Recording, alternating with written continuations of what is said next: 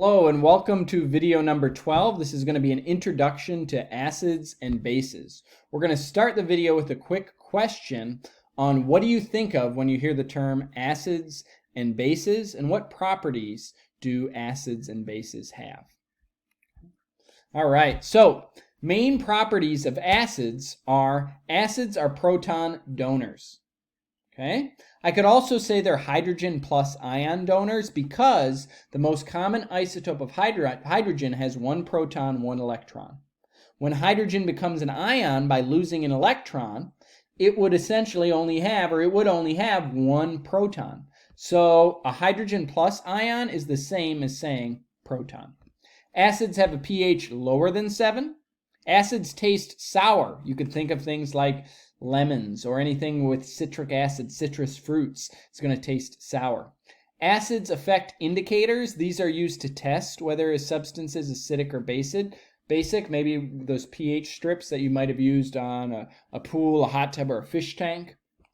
Okay, acids turn blue litmus paper red and methyl orange red. There's also all sorts of other indicators. Those are some more common ones.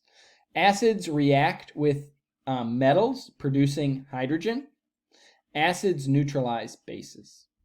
What about bases? Well, bases are proton acceptors, okay? The opposite of an acid.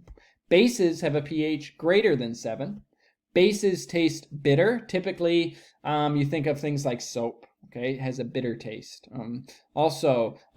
Acids, fish are basic. That's why you add that lemon to fish to neutralize it. Bases affect indicators differently than acids. They turn red litmus paper blue. A common indicator used to test for bases is phenolphthalein. It turns purple in the presence of a base. Bases also feel slippery, like soap, and bases neutralize acids. These are some basic properties of acids and bases. Today's goal is for you to understand basic properties of acids and bases, be able to define an acid and a base, and be able to describe what pH is and how to calculate it. We're not going to get too much into differences between strong acids and strong bases and weak acids and weak bases, but we'll go over a basic definition and focus more on understanding what does pH mean. Okay? All right, so the definition of acids and bases has changed over time, and the definition of acids and bases varies, okay? Meaning there are multiple definitions of acids and bases. There's an Arrhenius acid and a base, a Bronsted-Lowry acid and a base, and a Lewis acid and a base.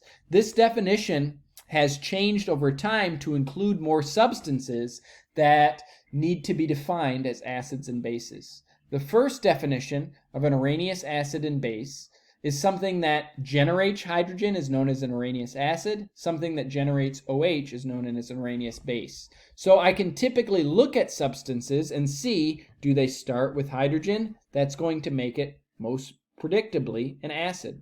Does it end with OH? Most predictably, again, a base. But Bronsted-Lowry took this definition a little further because there were some substances that you didn't automatically see that OH or that H and still behaved as an acid or base. So he made this definition more inclusive. Okay? He said acids are hydrogen donators, hydrogen ion donators, and bases are acceptors. Okay? This is the definition we're going to focus on today. Lewis came along and said we can define even more things as acids and bases by looking at electrons. And electrons that are a substance that accepts a pair of electrons is known as an acid, and a substance that donates a pair of electrons is known as a base. This is not something we're going to focus on in this class, but something you would study further in chemistry. We're going to focus on Arrhenius and Bronsted-Lowry. More specifically, Bronsted-Lowry definitions. But again, why did these definitions come about? It's because there were limitations. To include more things that were known to behave as acids and bases, we needed to change that definition over time. Just like NH3. It's a well-known base, but again, according to Arrhenius's definitions, it might not be defined as a base right away because you don't see that generation of OH from looking at the molecule, but it does create OH in a different way, and we'll go over that a little bit later. Okay, so When I look at things like water, I see an H and an OH. Okay, so what would I define water as? Well, water, some of you may already know, is neutral. Okay, maybe your table or your tap water isn't perfectly neutral if you tested it, but it's going to be somewhere close to it. Pure undistilled water has a pH of 7. Why? Because water is both an acid and a base. Okay, it has that H in the front that well-known acids do, and the OH that bases do. So what is it? Well, it's both. It can behave as both. Technically, it's neutral, but it can behave as both an acid and a base. A term used to describe this is called amphoteric, where a substance can act as either an acid or a base. And this is going to be a very important ingredient into creating these solutions of acids and bases because it can go either way. Okay? So, like I said, we're going to focus on Bronsted-Lowry acids and bases, and a major part of Bronsted-Lowry acids and bases is identifying acids, bases, and their conjugate. Conjugates are pairs, okay? So every acid has a partner, and every base has a partner, and that is known as a conjugate acid or a conjugate base.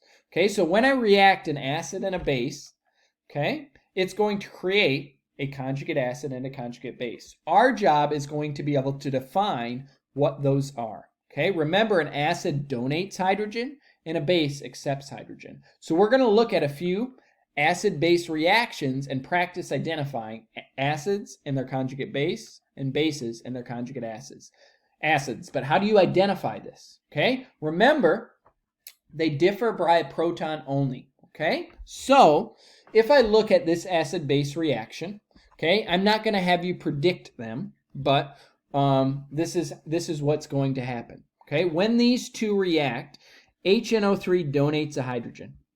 Okay, and it creates these products.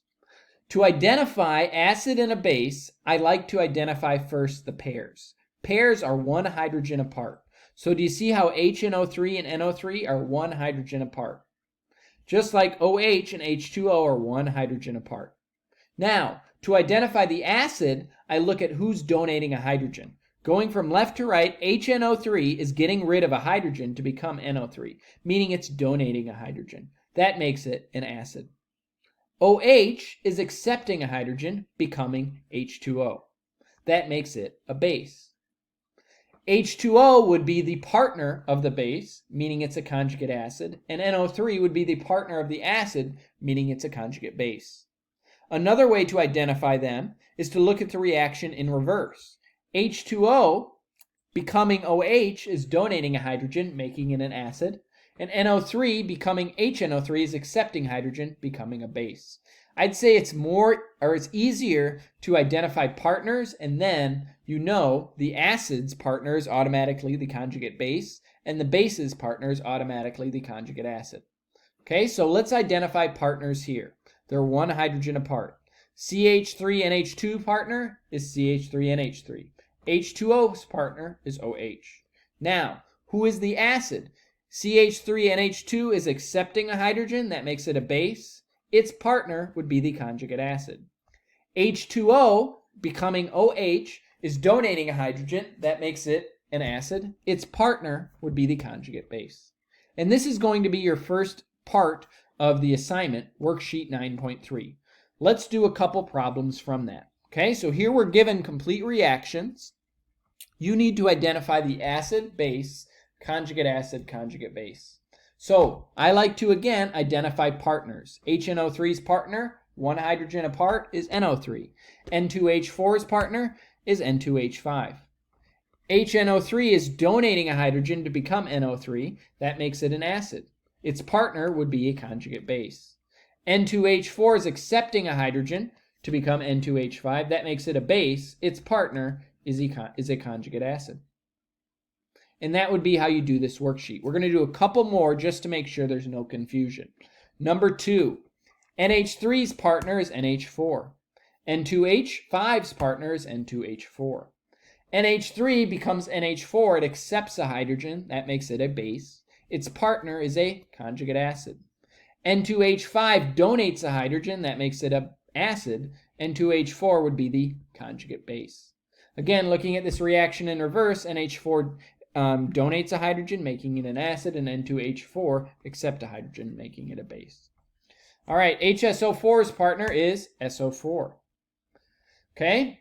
Remember, they're one hydrogen apart. A common mistake on this problem, that's why I picked this to do it as an example, is you see HSO4 and HSO3, and they look pretty similar. You call them partners. Remember, partners are one hydrogen apart. SO3 partner is then HSO3. So HSO4 becomes SO4. That makes it a acid because it's donating a hydrogen. SO4 would then be the conjugate base. SO3 is the base accepting a hydrogen. HSO3 is the conjugate acid. Okay? All right, so I'm going to have you finish the front of worksheet 9.3, identifying acids, bases, conjugate acids, and conjugate bases. And then come back and watch video number 13 on identifying pH and calculating pH. I'll see you soon.